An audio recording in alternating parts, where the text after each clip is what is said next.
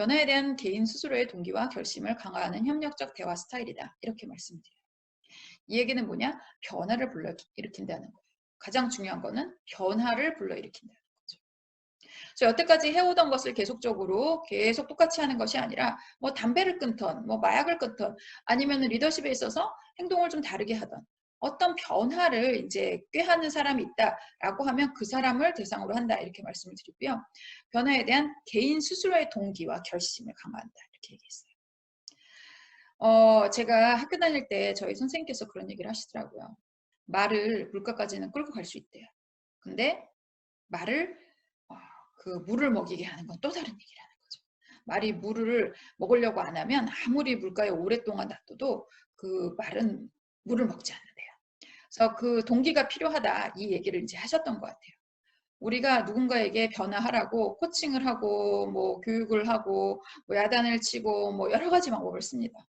그런데요, 그런 것들은 그 변해야 되는 당사자가 아, 내가 변해야겠다 이런 마음이 들지 않으면요, 아무런 소용이 없어요. 그래서 그 사람이 내가 변해야겠다라는 마음을 들게끔 하고 그 변해야겠다는 결심을 강화하게끔 하는 것이 가장 중요합니다. 그리고 코칭이라고 하는 거는 어디까지나 이 사람이 나하고 앉아있을 때 선생님 저 변하겠어요. 뭐 저 담배 끊을 거예요. 저 이제 리더십 스타일 바꾸겠어요. 이제 이렇게 얘기를 하잖아요. 그러면 그것이 우리가 볼 수 있는 최종의 어떤 프로덕트가 돼요. 이 사람이 실제로 나가고 담배를 끊는지, 이 사람이 실제로 나가가지고 뭐 부하 직원들한테 하는 말투가 달라졌는지, 이거는 우리가 바깥에 있는 건 어떻게 할 수가 없어요. 우리가 할 수 있는 건 뭐냐? 코칭 장면에서 이 사람이 내가 변하겠어요라고 이제 얘기를 하는 거죠. 그래서 동기와 결심을 강화하게 하는 그리고 협력적인 대화 스타일이다 이렇게 말씀드려요. 협력적이라는 거예요. 제가 아까 이 말이 상담이란 말을 쓰지 않는 그런 가장 중요한 포인트가 돼요. 협력을 한다는 거죠. 우리가 이제 그 여러 가지 전문성을 가지고 코칭을 합니다. 전문성을 가지고 코칭을 해요. 그래서 이건 대화 스타일입니다. 그래서 대화만 가지고 사람을 고칠 수는 없어요. 중독 환자들을 고치기 위한 그 전문가들이 이 동기강화 명담을 썼지만 그 사람들은 이 대화의 달인이기도 하면서 또 중독에 대한 전문가입니다. 그래서 중독을 어떻게 이제 벗어날 수 있는지에 대해서 아주 구체적인 방법론, 전문성을 가지고 있어요. 그래서 그 대화를 하는 건데요. 협력을 한다는 거죠. 그래서 내가 어떤 전문성이 있어요. 제가 만약에 리더십에 대해서 공부를 많이 했어요. 그래서 제가 리더십에 대해서 전문성이 있어요. 근데 변화를 해야 되는 사람은 누구죠? 예, 결국 제 앞에 있는 클라이언트가 돼요. 그럼 클라이언트가 변해야 되는데 클라이언트에 대한 전문가는 누구죠?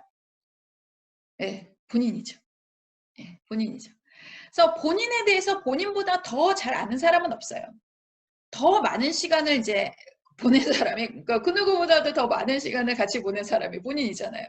그러니까 본인은 본인에 대한 전문가예요. 클라이언트는 그 클라이언트에 대한 전문가죠. 근데 저는 리더십에 대한 전문성을 가지고 있어요.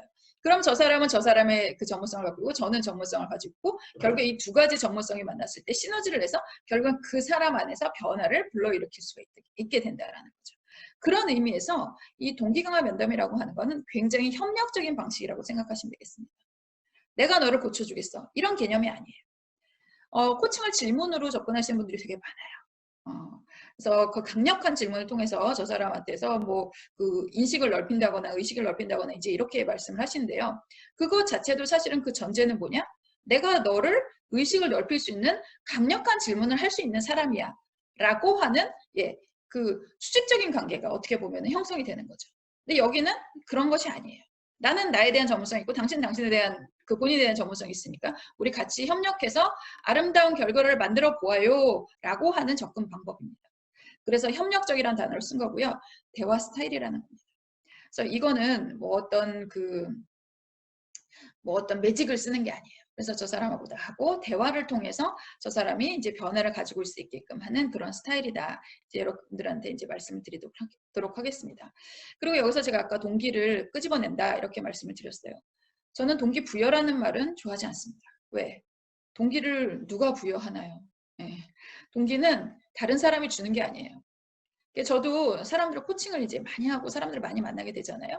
그러면 동기 자체가 되게 많은 사람이 있어요. 타고나기를 막 뭘 해도 막 뭘 너무 하고 싶고, 그리고 뭐 이거 해보실래요? 해볼래요 막 이렇게 하고, 이거 뭐 볼래요? 볼래요 이제 이런 사람들이 있어요. 이런 사람들은 타고나기를 아주 동기를 많이 갖고 타고난 거죠. 동기 부자예요. 근데 모든 사람이 다 이렇게 동기 부자로 태어나는 건 아닙니다. 그리고 살면서 내가 어떤 동기를 가지고 무언가를 했을 때 그거를 이제 그 부모나 그 선생님이나 이런 사람들이 박수를 쳐주고 나이스 트라이 이렇게 얘기를 해주는 사람들이 많은 사람들은 이 동기 레벨이 굉장히 높아요. 근데 내가 뭐 하려고 그러면 네 주제에 뭐 네가 뭘 할 줄 안다고 이런 식으로 자꾸 깎아내리잖아요. 그런 사람들은 이 동기 레벨이 점점 낮아지게 됩니다. 그래서 이 동기는요, 결국에 누가 바깥에서 넣어주는 게 아니에요. 이 사람이 지금 이 상태에 고유에 가지고 있는 그 동기의 크기를 결국에는 그거를 바깥으로 끄집어내는 게 우리가 추구해야 될 바라는 거죠. 그래서 저는 이제 동기가 되게 많은 사람이에요. 그래서 내 동기를 내가 끄집어서 너를 나눠주겠어. 이런 개념이 아니라는 거죠. 부여하는 개념이 아니에요. 그래서 이거는 유발하는 개념이다. 이제 이렇게 말씀을 드려요.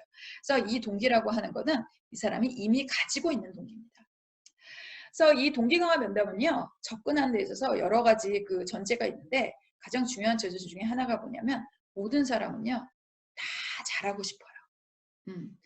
다 그 선한 방향으로 영향력을 끼치고 성장하고 싶어 하는 그런 어떤 의지와 능력이 있다라고 하는 게 이 동기강화 면담의 가장 중요한 어떻게 보면은 전제 중에 하나가 됩니다. 그래서 이 사람이 가지고 있는 그 동기, 그것이 있다. 아무리 지금 뭐 다 소용없어요. 뭐 이렇게 살다 죽을 거예요. 뭐 내가 여태까지 이런 걸로도 충분히 잘해왔어요. 난 계속 이렇게 할래요.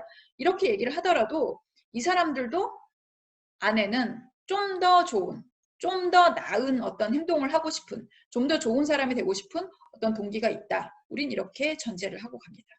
그렇기 때문에 그 사람한테 동기가 요만큼이 있던, 이만큼이 있던 그 동기를 우리가 유발을 해보자라고 하는 것이 이 동기 강화 면담이다. 이렇게 생각하시면 될 것 같아요. 그리고 이 동기 강화 면담은 변화에 대한 양가 감정이다. 이렇게 말씀을 드리는데, 변화에 대한 양가 감정으로 나타나는 일반적인 문제를 해결하기 위한 인간 중심적 상담 양식이다. 이제 이렇게 얘기를 하는데요. 일단 여기서 어려운 단어들이 이제 나오죠. 책을 읽어보신 분들은 당연히 이제 알고 있는 단어입니다. 네, 양가 감정이란 말이 나와요. 제가 뒤에서 이제 다시 한번 설명을 드리겠지만 이 양가 감정이라고 하는 건 뭐냐면 예, 두 가지 이상의 질적으로 다른 감정을 동시에 느끼는 것이 이제 양가 감정입니다. 그래서 우리 그런 거 있잖아요. 애증. 아, 이뻐 죽겠는데 얄밉기도 해요. 왜 사람에 대해서 왜 좋든지 싫든지 두 가지 중에 하나만 해. 사실 그런 게 아니거든요. 우리가 아무리 누군가를 사랑을 해도요, 너무 좋아 죽겠는데요, 너무 미울 때도 있어요. 사실은 좋아하니까 미운 감정이 사실 생기는 거거든요. 우리가 안 좋아하는 사람한테 미운 감정 안 생겨요. 그래서 안티가 원래는 팬이었대잖아요. 팬이 안티 된다고 얘기를 하잖아요. 그래서 이 양가 감정을 누구든지 가지고 있습니다. 그래서 내가 변해야 된다라고 생각할 때도요, 이 마찬가지예요. 내가 변해야지, 내가 담배를 끊어야지 하지만 담배를 끊고 싶은 마음도 있고 끊고 싶지 않은 마음도 있습니다. 그래서 이 양가 감정이라는 거는 변화를 하고 싶기도 하고 변화를 하고 싶지 않기도 한 마음을 동시에 가지는 것이 이제 양가 감정입니다. 이거는 인간의 매우 자연스러운 감정이기 때문에 이 감정이 있다고 해서 그것을 나쁘게 매도하시면 안 돼요. 너 이거 뭐 그 담배 끊는다며 왜 안 끊어? 예, 담배 끊는다는 마음이 끊겠다고 얘기를 했는데 담배를 안 끊는다고 해서 그 사람이 담배를 끊을 마음이 없어진 건 아니에요. 이 두 가지 감정을 지금 다 가지고 있는 겁니다. 그래서 지금 아직 액션에 모두 그거를 적용을 시켰을 뿐이에요. 그래서 양가 감정으로 나타나는 일반적인 문제다라고 얘기를 해요. 그래서 그게 이상한 게 아니라 사람이 그렇게 생겨 먹었고 그래서 그 사람이 나는 어떻게 하겠어? 나는 이제 지각을 하지 않겠어. 라고 말을 하더라도 당장 뭐 오늘 지각을 한다고 해서 그 사람이 그 마음이 없는 건 아니라는 거죠. 계속 이 지각하고 싶은 마음과 지각하고 싶지 않은 마음이 동시에 존재를 하기 때문에 이런 거에 의해서 중간에 버퍼링이 이제 생기는 그런 시기는 굉장히 일반적이다라고 이제 접근을 해요. 그래서 너무너무 자연스러운 거기 때문에 이 사람이 뭐 변화하고 싶지도 않고 변화하고 싶지 않는 이 두 가지 마음을 가지는 거는 문제가 되지 않는다. 그래서 거기서 생기는 여러 가지 우리가 생각할 때 문제적인 행동들 같은 경우는 이건 일반적인 문제다. 그 사람이 별나고 그 사람이 아주 나쁜 사람이라서 그런 문제는 아니다. 라고 말씀을 드릴게요. 그래서 일반적인 문제를 해결하기 위한 인간 중심적 대화 양식이다. 이렇게 말씀드려요. 인간 중심적. 이 얘기는 뭐냐면 이 동기강화 면담이라고 하는 거는 오늘 다루게 될 그 이제 주제인데요. 칼 로저스라고 하는 굉장히 그 유명한 심리학자가 있습니다. 미국에서 가장 영향력 있는 심리학자가 1위가 프로이드고요. 2위가 칼 로저스예요. 근데 1위 그 프로이드는 미국 사람이 아니에요. 그래서 가장 영향력 있는 미국인 그 심리학자로 이야기되는 사람이 칼 로저스인데요. 이 칼 로저스라고 하는 분이 상담을 기법을 이제 만들고 그 어프로치를 이제 만듭니다. 그것을 우리가 인간중심적 상담이라고 이제 이야기를 해요. 그분 같은 경우는 그 사람을 이제 그 고치는 데 있어서 어떤 다른 여러 가지 어프로치도 할 수 있지만 그 사람을 존중하고 그 사람한테 우리가 그 사람을 이해하려고 하는 상담가의 어떤 진심 어린 그런 마음과 그리고 경청 이런 것들만 해도 그 사람은 충분히 나아질 수 있다. 그래서 그 사람을 고치기 위해서 다른 어떤 뭐 약이라든가 방법이라든가 이런 것들을 사용하는 것이 아니라 우리가 그 사람한테 무조건적인 긍정과 어떤 수용의 정신만 보여주면 그 사람이 변화할 수 있다라고 이제 그 해서 그걸 1950년대에 만들어서 지난 5, 60년 동안 계속적으로 어떻게 보면 발전이 되고 사람들한테 검증이 되어 온 상담 양식이에요. 그래서 그 부분의 인간 중심적 상담 양식이라고 이제 얘기를 하는 거는 거기서 철학적인 부분을 굉장히 많이 가지고 왔다는 겁니다.